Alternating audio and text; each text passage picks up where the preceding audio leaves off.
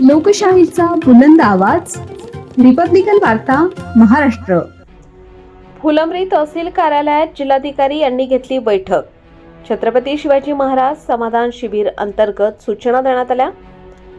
फुलंब्री तहसील कार्यालयात जिल्हाधिकारी यांनी छत्रपती शिवाजी महाराज महाराजस्व समाधान शिबिर अभियान टप्पा 1 च्या आयोजनांतर्गत सर्व कार्यालय प्रमुख, तलाठी, ग्रामसेवक, कृषी सहाय्यक उपस्थित होते. या शिबिरांतर्गत विविध शासकीय योजनेचा लाभ देणे बाबत सर्व कार्यालय प्रमुख यांना सूचित केले.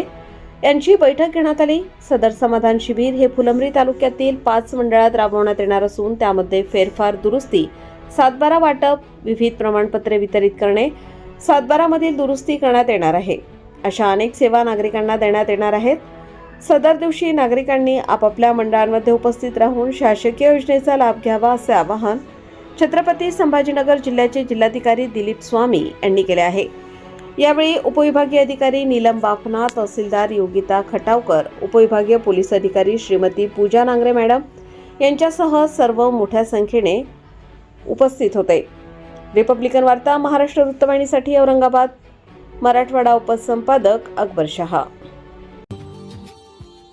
Subscribe now and press the bell icon. Never miss an update.